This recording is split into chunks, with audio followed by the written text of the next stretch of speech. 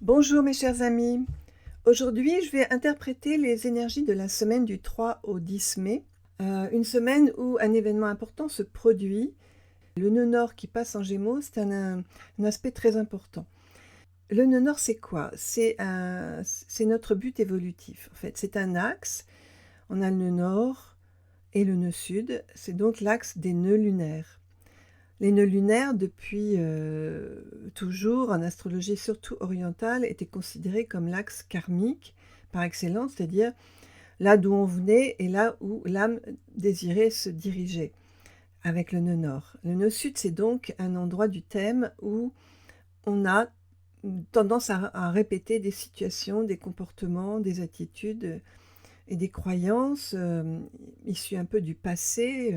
Ça peut être notre généalogie aussi, des vies passées si on croit aux vies passées. Et c'est donc un endroit qui est très important parce que à la fois il y a un potentiel, mais en même temps il y a des aspects dans ce nœud sud qui peuvent nous jouer des tours et surtout nous tirer en arrière, nous freiner dans notre évolution. Donc le nœud nord, c'est un petit peu notre but évolutif, plein de qualités, plein de possibilités que l'on doit développer. Alors, ce sont surtout des expériences à vivre qui vont nous permettre d'évoluer. Alors, le nœud nord se trouve donc en Gémeaux, à partir du 6 mai. Donc son entrée en Gémeaux signe la fin de son parcours pendant à peu près 1 an et demi en Cancer. Donc ce sont deux énergies totalement différentes. Le nœud nord en Cancer nous demandait de beaucoup nous tourner vers notre monde intérieur, de développer toutes les valeurs de la famille, du foyer, de l'intériorisation aussi, de la sensibilité, nous réconcilier avec nos émotions. Et le cancer, c'est aussi le peuple, le pays. Donc peut-être voilà, de nous préoccuper un peu plus de notre pays. Et donc ça, c'est pour la Terre entière, pour l'humanité entière. Donc là, quand il passe en Gémeaux, c'est donc une expérience totalement différente du cancer qui est à vivre. Parce qu'on doit vraiment là passer d'un monde à l'autre. Vous savez, les Gémeaux, c'est un signe double. C'est un signe qui représente notre dualité intérieure aussi, c'est-à-dire cette division entre notre personnalité et notre âme, entre ces parties masculines et féminines qui sont en nous. Et aller vers le nœud nord, c'est développer toutes les capacités, toutes les qualités de communication, d'échange avec les autres, dans la fratrie. On a vraiment un travail à faire pour développer toutes ces potentialités qui sont en nous, qui nous amènent à être plus souples, plus adaptables. Les Gémeaux, c'est l'adaptation. Le nœud sud en Sagittaire, au contraire, c'est plutôt des attitudes de contrôle, d'autorité, qui nous ramènent un petit peu en arrière et qui peuvent nous faire échouer par rapport au fait d'évoluer, de passer d'un niveau à l'autre. Alors, c'est très important parce que ça veut dire qu'on est rentré dans une ère, là, dans une période de vie où tout ce qui a trait aux Gémeaux, que ce soit la planète Mercure, la maison 3 en astrologie, c'est donc très important de suivre cela. C'est très important parce que ça peut indiquer que des choses particulières vont se produire. Effectivement, le maître du nœud nord, c'est quand même Mercure. Donc là, en ce moment, on sait qu'il n'est pas loin d'Uranus. Donc, il nous propose justement beaucoup d'adaptations, d'aller vraiment vers des choses nouvelles, de penser autrement, de penser différemment, d'orienter différemment notre façon de penser, mais aussi la façon dont nous réfléchissons. Et le nœud sud, eh bien, son régent, c'est Jupiter, qui se trouve à côté de Pluton en Capricorne. Donc, vous imaginez bien que là, il va certainement se passer des choses intéressantes pour nous pousser à évoluer. Alors, je vais passer en revue, comme je l'ai fait pour Pluton rétrograde lors de ma dernière vidéo, les différents domaines de votre thème natal qu'il transite et leur signification.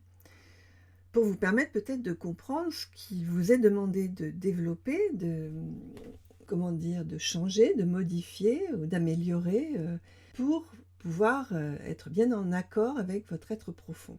Si vous êtes Gémeaux ou bien si le nœud nord de votre thème natal transite votre maison 1, donc ça veut dire à ce moment-là si vous êtes ascendant Gémeaux, votre but évolutif est d'avancer d'agir, de vous affirmer, de sortir d'une dépendance. Si vous êtes Cancer, ou bien si le nœud nord transite votre maison 12, vous allez avoir envie de développer votre vie intérieure, d'aller fouiller votre inconscient.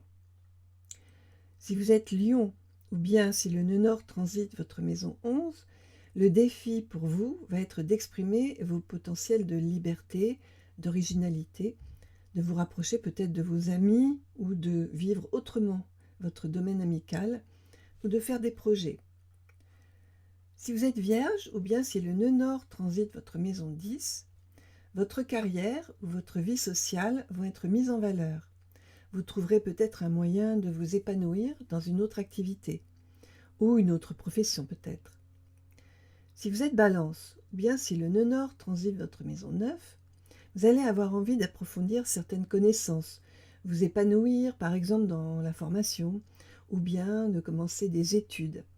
Si vous êtes Scorpion, ou bien si le nœud nord transite votre maison 8, le nœud nord va vous proposer un détachement, une remise en question. C'est peut-être le moment d'approfondir le domaine des finances ou de l'argent.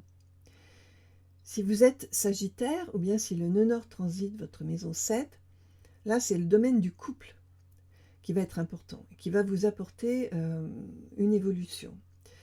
Le but étant de vous associer et de partager avec les autres.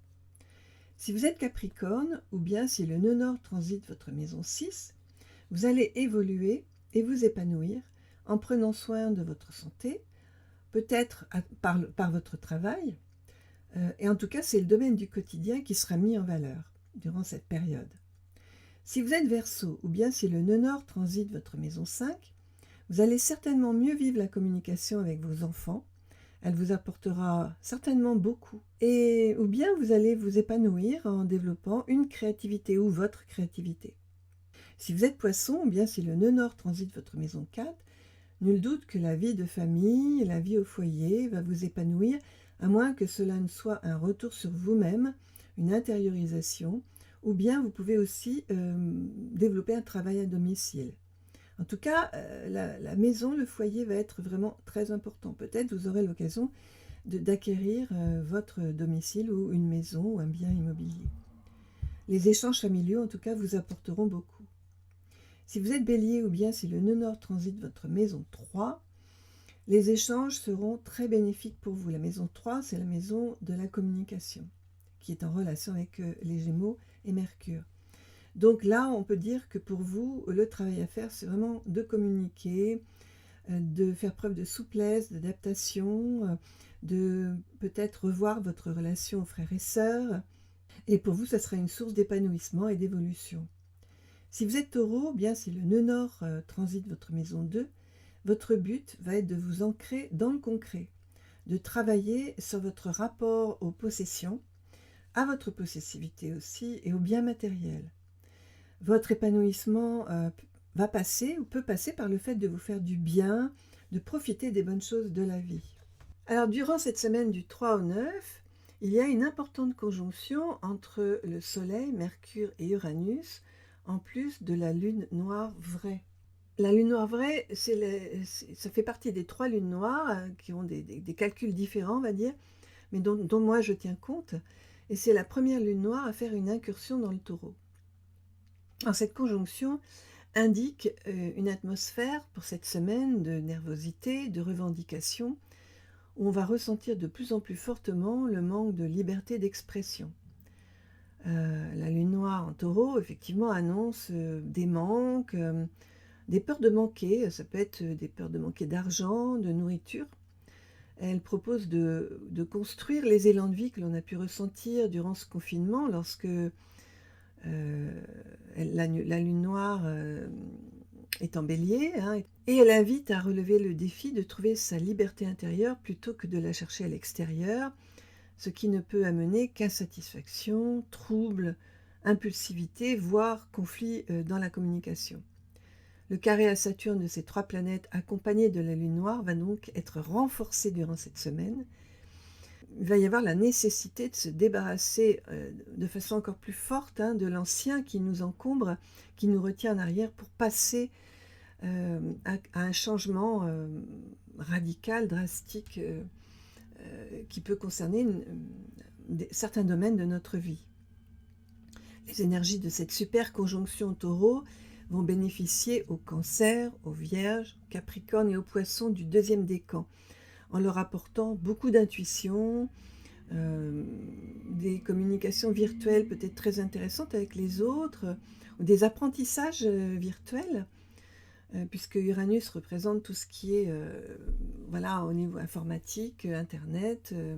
Par contre, les signes fixes du Taureau, du Lion, Scorpion et Verseau du deuxième décan seront un peu secoués, voire déstabilisés par cette puissante énergie qui peut leur apporter des hauts et des bas, hein, de la répartie aussi un peu trop directe, voire un peu trop dure. Alors il se peut que vous vous sentiez particulièrement tendu, avec du mal à supporter le manque de liberté. Le début de la semaine est marqué par le T carré. Un carré en T, c'est un triangle isocèle qui se forme entre la Lune en Vierge, carré à Vénus en Gémeaux et la Lune opposée à Neptune. Et ça montre une atmosphère plutôt nostalgique, hein. On se sent un peu perdu, un peu paumé, on est passif, on subit les situations. On peut aussi beaucoup penser dans sa tête, avoir un mental hyper développé, et on n'arrive plus ou difficilement à se retourner vers l'intérieur.